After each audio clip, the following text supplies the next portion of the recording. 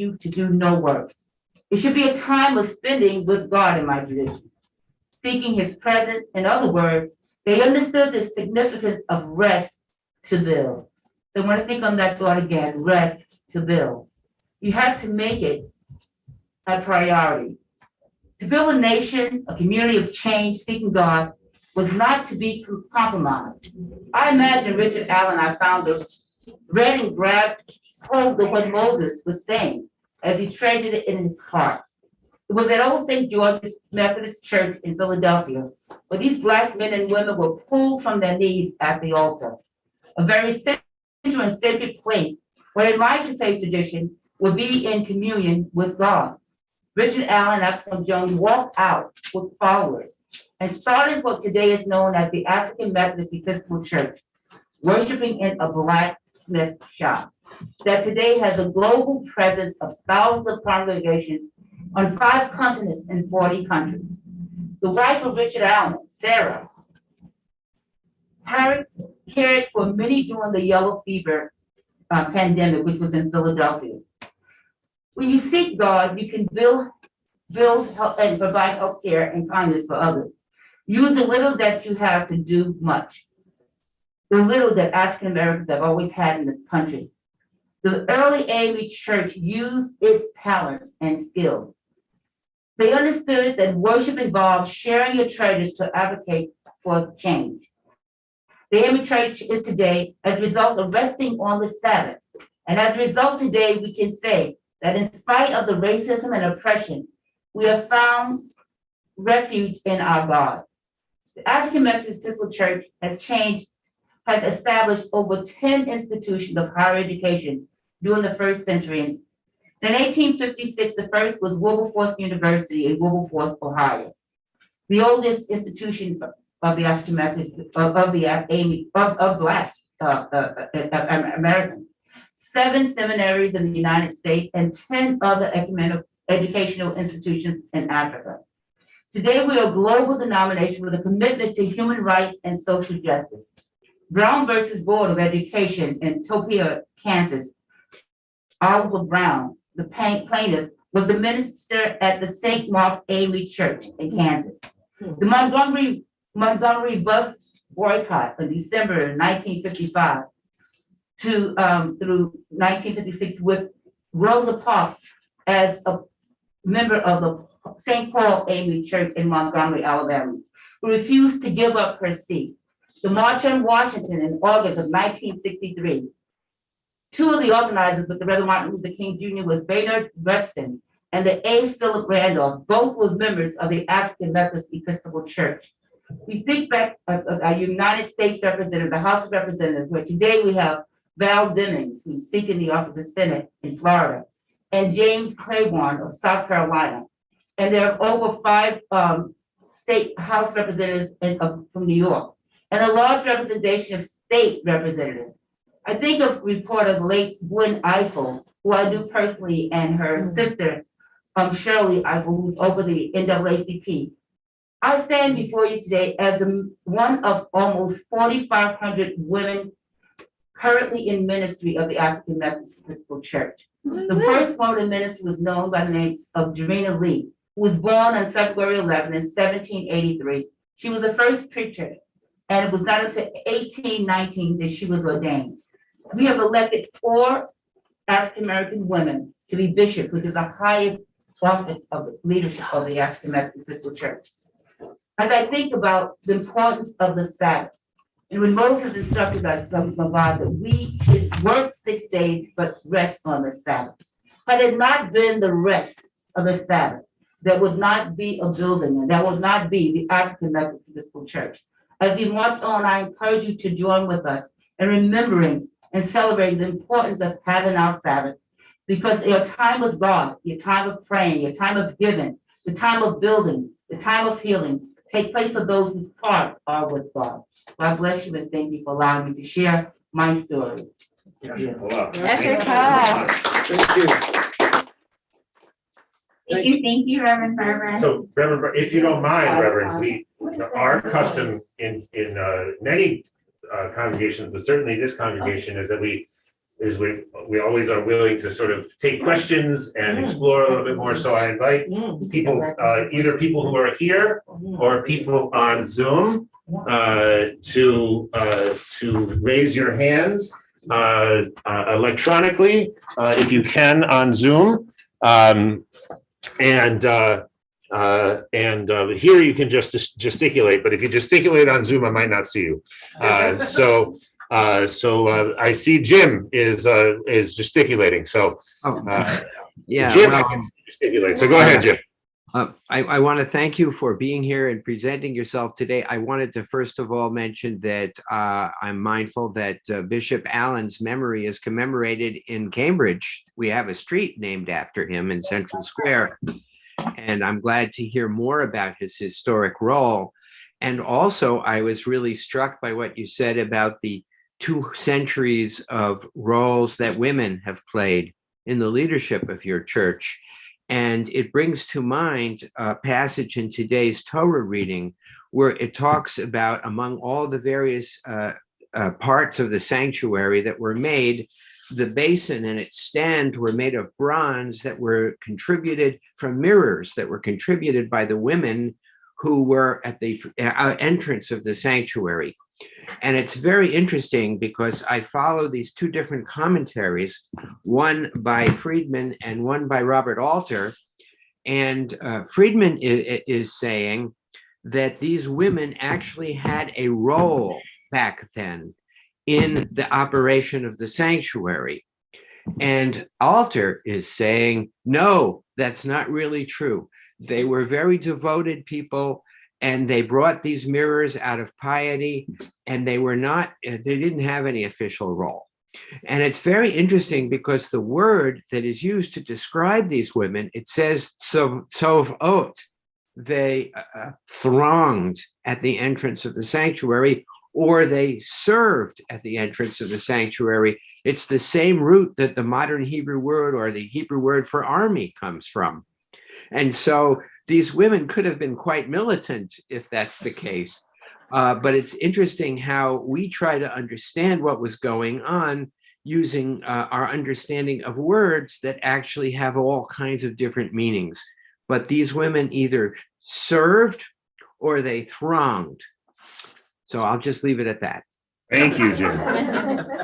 Thank you, Jim. I will add that my journey in terms of ordination is a very long, grueling process for me. It took me almost 20 years. Wow. Great. Good for you. But I did not give up. I was persistent. I feel that there have been so many women, and I think of the AME Church, it is built upon Yes. hands of the African American women. She has been there.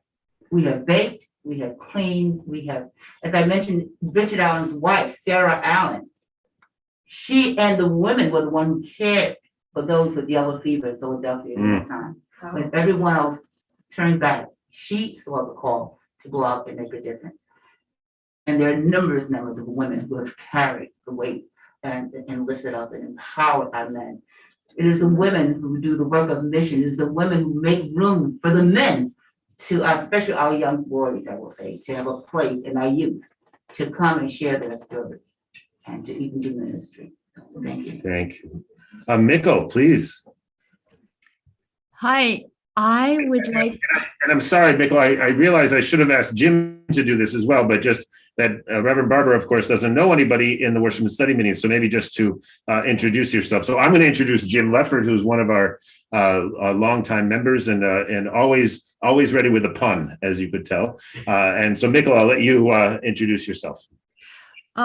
Yes, my name is Mikkel. I'm also a pretty long time member of the Minyan. I'm a documentary filmmaker. And I'm interested, as you were speaking, Reverend Barbara, I might have missed it, but I wondered what was the opportunity of people during the period of slavery to worship? Did they have any? Did they carve out sort of secret opportunities? And therefore, is the opportunity to have a day of rest and worship a sign of freedom, or did it exist in some form during the period of enslavement because, after all, the slave owners were Christian? I'd love to know a bit about that history and what you think about it. I'm thinking about, the fields and in the South, and I have stories of my grandmother or great grandmother and many sharing about the work and it was a singing. We think of Negro spirituals and what that was all about. The work was continuous, and then on Sunday, which considered the Sabbath in our tradition, was a time of assembling together. It's very interesting that now, not being able to assemble together and the pain and the challenge that I think that many of our children in our community, the teaching is not being done. There's no place where you can gather together. It's in those moments of telling you a story that is so important for us to really be able to move forward. And I think that whenever that moment availed itself, and very often it may have been singing or sharing in the field. Remember, they were not educated. It was the buying of freedom of Richard Allen, who bought his freedom and was a minister, and they allowed him to worship at St. George's Church, but you only could sit in the balcony. You were not allowed to go down to the altar. It was their being at the altar and being pulled up, and they walked out. Had not that happened, and again, their place, the only place they could worship, they thought it was in a blacksmith shop. So we've always had to find that place. And as we think about it, and I can think of my church, Charles Street AME Church, that's a historic church in Roxbury, was on Beacon Hill. And you think about during that time, and we have been now in Roxbury for about 77 years. When the Black people were forced out of Beacon Hill into the South End, and then in Roxbury, we see gentrification again, changing again. And we're losing so much because we're not together and we don't have the resources. And very often, as we all know now, and when you're not in communion with each other, very often you don't see. And many of our seniors who would be there would be the extended grandmothers and grandparents to many of our children in the local community to tell their story, to remind them of who we are, from whence we have come. Just teaching, that's an embrace, just knowing that the eyes, the physical presence can tell so much. And I'm grieving because I'm concerned about over the last 2 years of this pandemic, what impact that will have on our children. 100%. Jim? Go ahead, Marty. Well, thank you, Reverend Barber. I think it's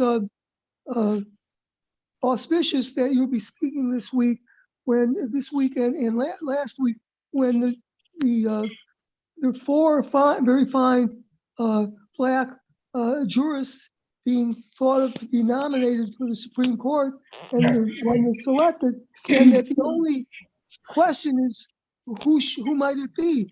My own wife, an African American professor, preferred someone without an Ivy League background, but this is a great choice. These are four outstanding women. They will, I'm sure, go on to do as well, leave a memory, a memorial to the court as great as Justice Breyer, as great as Thurgood Marshall, and we see this in the Black church, and now in the Jewish synagogues, of increasing role of women. Thank you, Marty. Thank you. Please, Deborah, go ahead. So you mentioned that this is the first Jewish service you've been to. We say on Passover, what makes this night different from all the other nights? So what makes this Shabbat different from all the other Shabbatot? Why did you come, and what does it mean for you to present to a Jewish community? Well, I am honored to have the opportunity to learn and to grow. There's so much I think I can connect with me. I think about some of the struggles that as African Americans we've had. And so given the opportunity to come and share was just a gift to me, to learn and to know. And very often as I sat there, and Howard, I believe, shared with me and just to follow along. It invited me. And the scriptures of the Hebrew scriptures, I connected. That is our story, and we show up there together, and there's so much that we can share in terms of our struggle. I think of my time when I went to Israel a couple of years ago, and I was so stunned that in one of the stores there was a T-shirt of Rosa Parks holding up, Wow. and it was a T-shirt of her with the number when she was, and I was like, I'm in Israel, and there is a photo of a T-shirt of Rosa Parks with the numbers right across. Wow.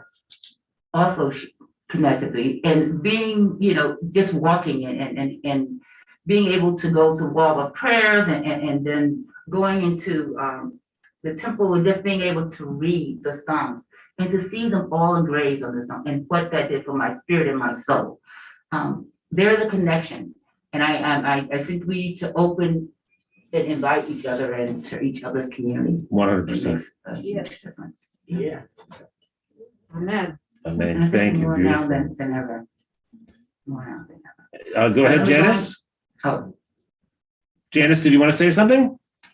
Yeah, hold on, Janice. Let me get you, I'm going to bring you the microphone because I want to make sure everyone can hear you.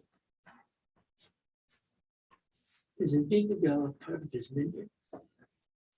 Let's see. Okay. I'm sure that many of you don't know this, but I am a member, or was a member of the Dexter Avenue Baptist Church. I was baptized in that church when I was 6 years old. And do you know anything about the history of Montgomery, Alabama?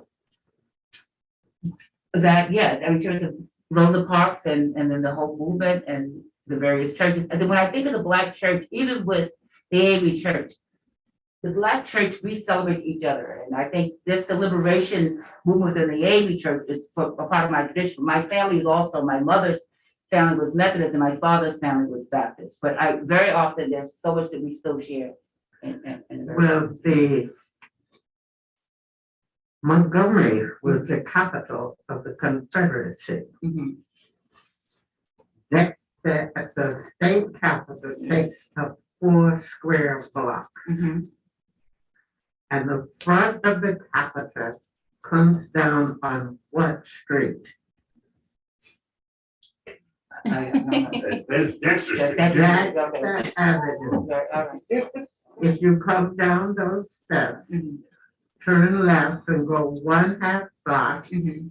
turn right, cross the street and go 1 block. What do you think you find at the end of that block? That's the Baptist church. The Dexter Avenue Baptist Church. Now, the church is nearly 200 years old. Where do you think the Black people got the hustle of the money to build a church of the capital of the Confederacy, of the steps of the capital? You better tell us, Yeah. Janice. We're waiting with bated breath. Yeah, we're Do you know very much? Well, when I was a kid, I can still count the people on one hand Mhm. that was darker than me. Mm. They were the children of white men, and they built this church for them to have some place to go to worship. Interesting.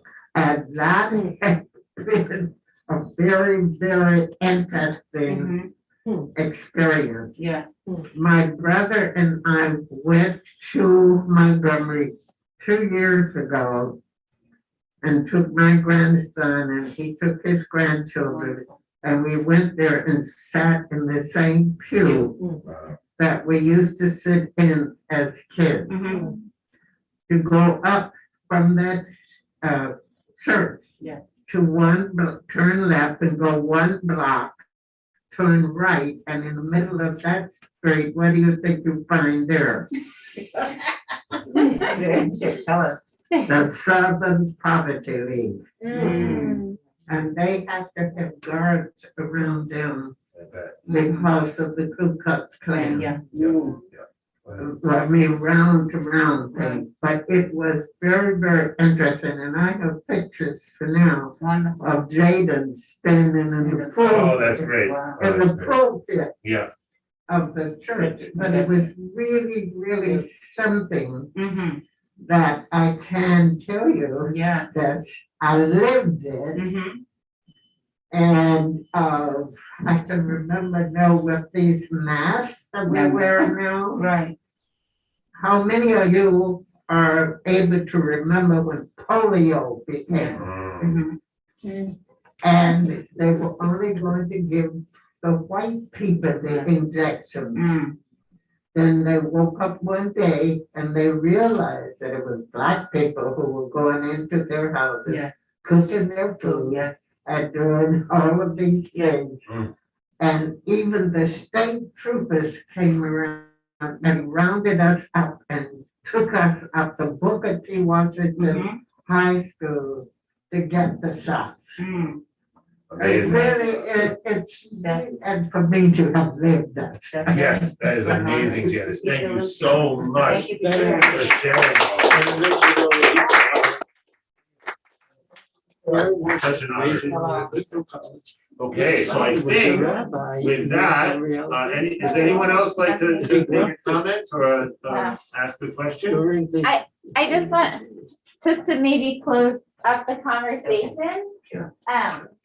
I just wanted to say a couple of quick things. One, Barbara, your talk reminded me of actually, I think it's in the book of Deuteronomy, where when Shabbat, the Sabbath, is introduced, it says that it's going to be created specifically so that people in slavery will have a day off. Like that's the reason that Shabbat was created. In the Hebrew Bible, it says that, and that was just resonating with me that it is an act of justice to make sure that everyone in the whole world can have one whole day to rest. And I just wanted to say I'm so glad and grateful that you came to share with us today. And I've had the chance to do training in chaplaincy and spiritual care with Reverend Barbara and to work alongside her over the summer. So it's really such a blessing for all of us. Maybe we can all go on a field trip to Roxbury. Right. Yes. We'll come on a Sunday. Yeah. Yeah. I have just, I share with you again, it's called the Encyclopedia of the Ecumenical Episcopal Church. We just celebrated 200 years ago now to St. 2016. Do you want to take a look and just? Wow, definitely. Thank you. Okay, thank you. Lovely. All right. Thank you. Thank you, Reverend Barbara. And if everyone wants, we're gonna Pass it head later. towards concluding the service, and then we have food. So if you want to stick around, and there's something delicious coming. Question. Let me just confer with Reverend Jim for one moment. Are you gonna?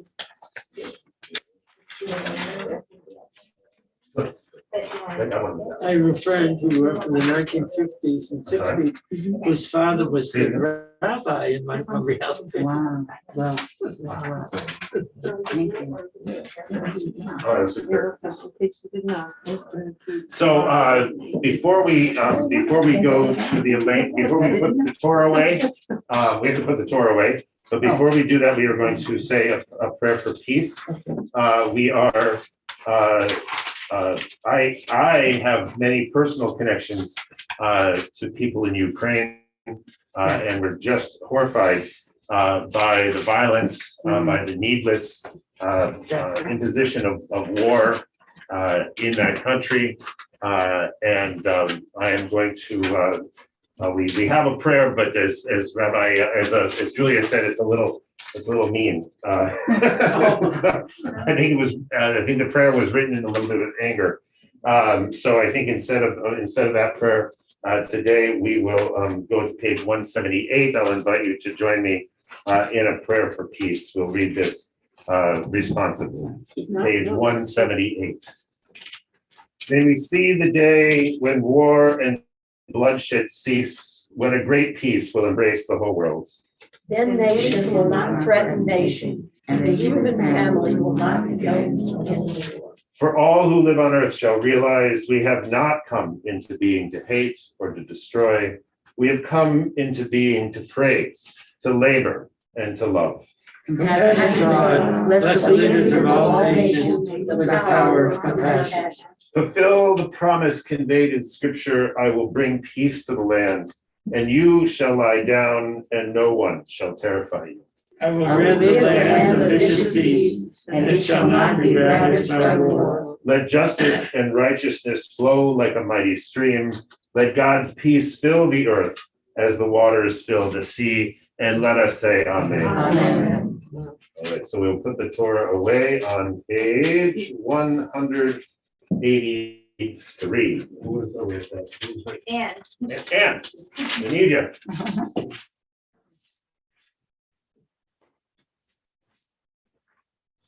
we're gonna move through it a little quickly. Please rise as you're able. Please rise.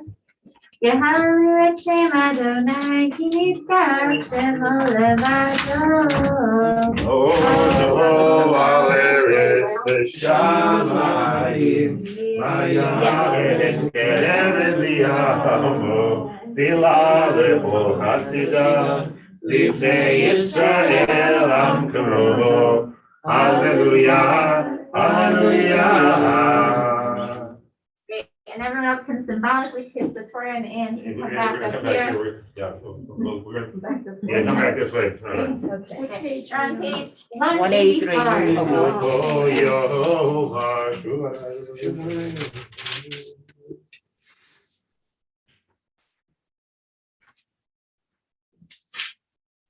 Eitz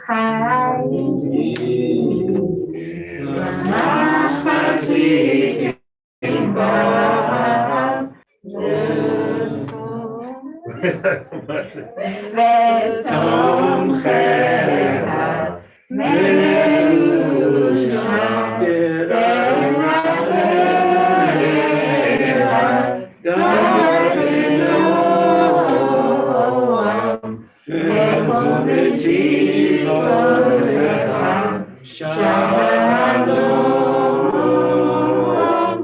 Hashivenu Adonai, Elecha v'nashua,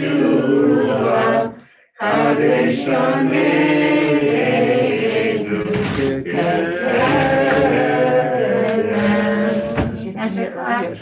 Maybe seated. Okay, and now we will turn into our, no, I'm just telling you. We're, yeah. Okay, go ahead. I'm gonna get my guitar and everything. So we're turning, we have just a couple of things left. We're gonna turn to page 8 of the supplement. And so I'm thinking of someone I was speaking to yesterday suggested that instead of being called seniors or elderly or old people, that people who have lived for a while might be called people like a woman with a past or people with a past. No, we can agree or disagree with that, but I'm thinking about it right now just because I think we all have a past. And we're all coming from the past. And Black History Month that we're honoring today, that Reverend Barbara so graciously helped us recognize today, and everyone's input here, is really about looking to our past and also trying to learn from that past and understand it in order to build a better future. So being a person of the past also means being a person of the future. So Aleinu is a prayer that is our Jewish version of looking to the future. And in lieu of our traditional Aleinu, I invite us all to read together on page 8 of the supplement some excerpts from Amanda Gorman's poem, New Day's Lyric. So I invite you to rise if you're able, and we'll read together on page 8. May this be the day we come together. Morning we come to mend, winter we come to weather. Torn we come to tend, battered we come to better. Tethered by this year of learning, we are learning that though we weren't ready for this, we have been ready by it. Steadily we vow that no matter how we are weighed down, We must always pave the way forward. This hope is our door, our portal. Even if we never get back to normal, someday we can venture beyond it, to leave the known and take the first steps. So let us not return to what was normal, but reach toward what is next. What was cursed, we will cure. What was plagued, we will prove pure. Where we tend to argue, we will try to agree. Those fortunes we foresaw, now the future we foresee. Where we weren't aware, we're now awake. Those moments we missed are now these moments we make. The moments we meet, and our hearts, once all together beaten, now all together beat. Come with cup of kindness yet, for even solace can be sourced from sorrow. Remember not just for the sake of yesterday, but to take on tomorrow. We need this old spirit in a new living spirit. In our hearts we hear it. Come over, join this day just begun. For wherever we come together, we will forever overcome. Amen. Amen. And so I invite everyone to be seated, and we're going to take a moment for Montgomery Cottage, and then we'll have announcements, and then we'll close with a special song. The mourner's cottage is found on page 207. If you are in mourning, if you are commemorating a yard site, we are on the 25th day of Adar. So if you are commemorating a yard site, or if you are in mourning, please feel free to share the name of the person you're remembering. Anyone on Zoom?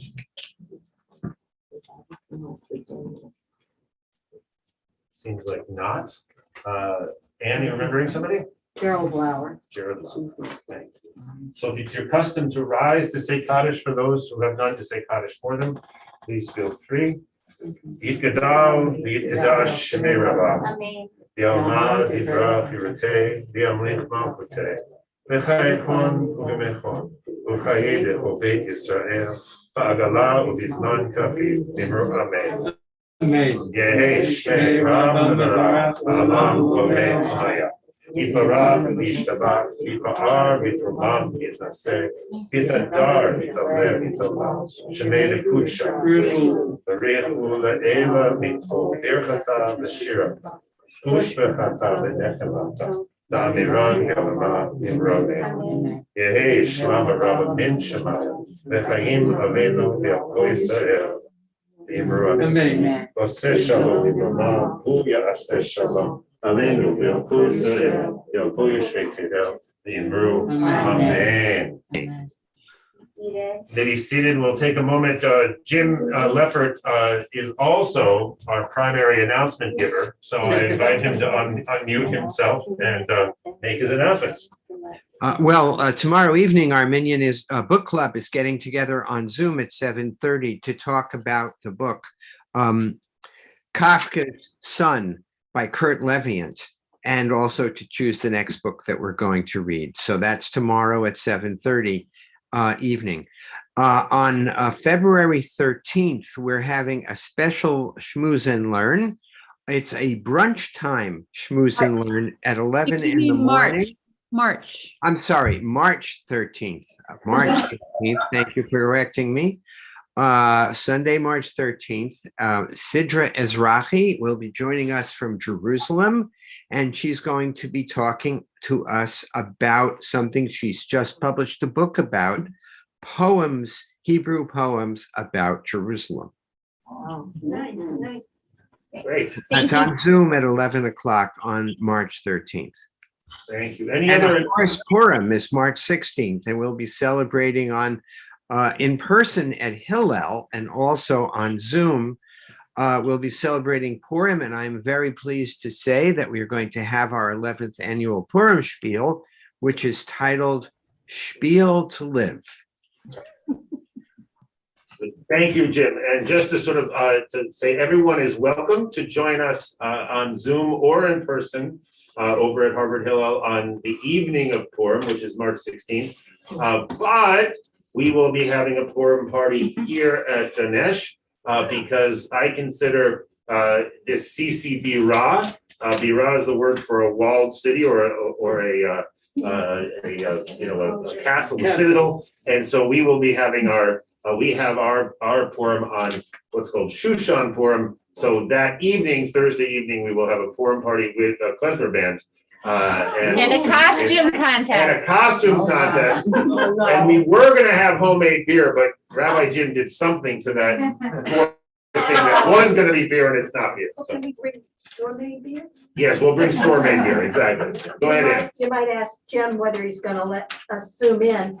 I have a small part. Purim Spiel, Yes. very Great. small. And I have one other quick announcement is keep an eye on your calendar because I'm going to lead a really fun program, just 1 hour between now and Purim, where everyone can make silly pipe cleaner hats to wear to the Purim party. And we're going to watch a really great video about a woman who uses pipe cleaner hats as her public art. She makes a new one every day and wears it around New York City to make people happy. Oh, really? So please come.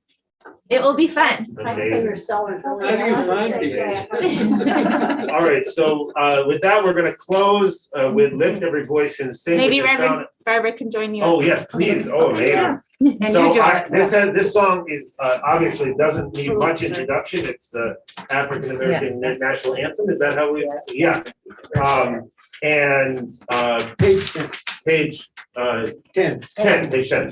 And when Reverend Barbara came a couple weeks now, it felt like months ago, oh my gosh, for Kwanzaa, Reverend Barbara sang Lift Every Voice and Sing, and I did not know it. And so I have done my best to rectify that. So we're gonna, so hopefully we'll have some, so you wanna join us? Janice, would you like to come up here and join us? Oh, I Come on, Janice, come on up. too. Come on, we'll put you next to Reverend Barbara. I gotta get it with you. Oh, Even better. that makes it better, right? You understand? You know that. That makes it even better. Oh, yes, all right, Janice, come on up.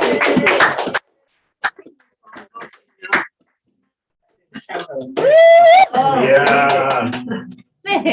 Yeah, Janice. Sing till earth and heaven ring with the harmonies of liberty. Let our rejoicing rise high as the listening skies. Let it resound loud as the glory.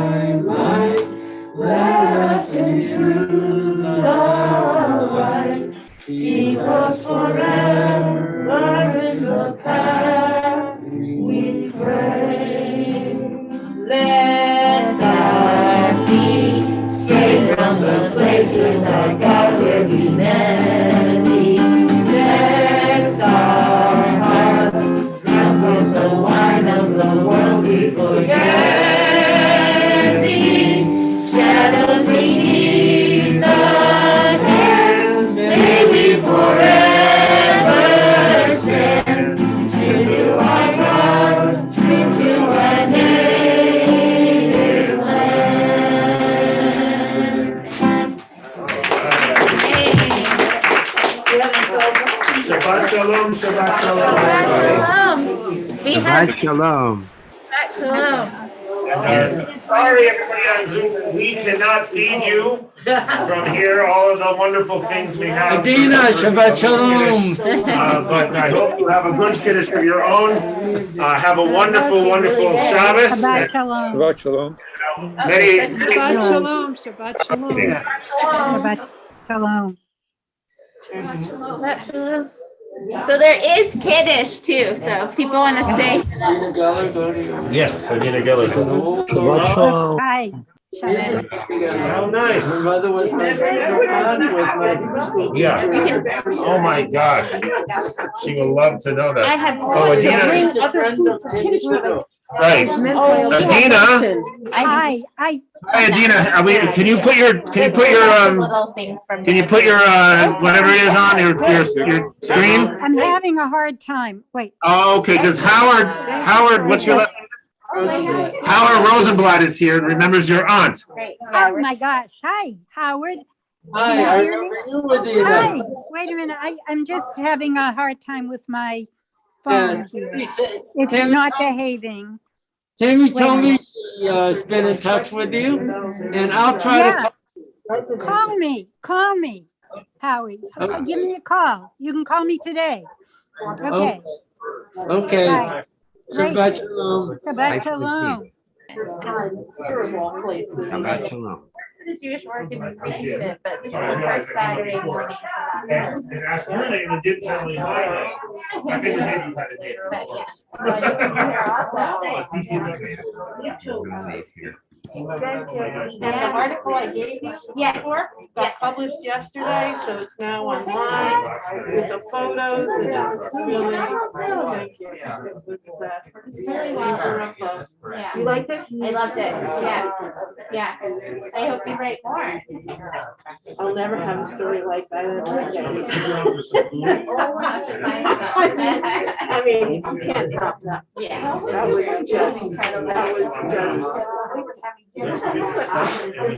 incredible that that's nonfiction. I know. Yeah. Yeah. There's like, there are no words even. It's just beyond. Yeah. So there were things that, I wouldn't put in writing for distribution, because, it was a very personal experience. I mean, it was a profound experience, and I tried to be more about the people it was about than about me, but it's the present. Did it just, there's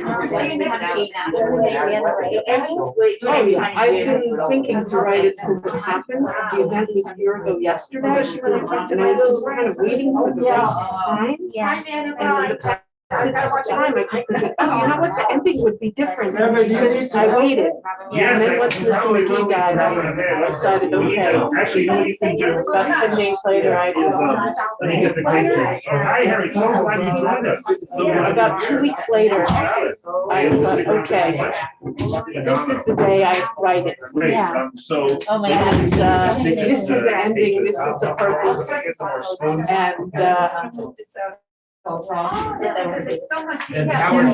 Bye, Shabbat Shalom. No, actually, maybe we should wait before the one. to give that gift of words back to his children. Yeah. It was incredible. It's such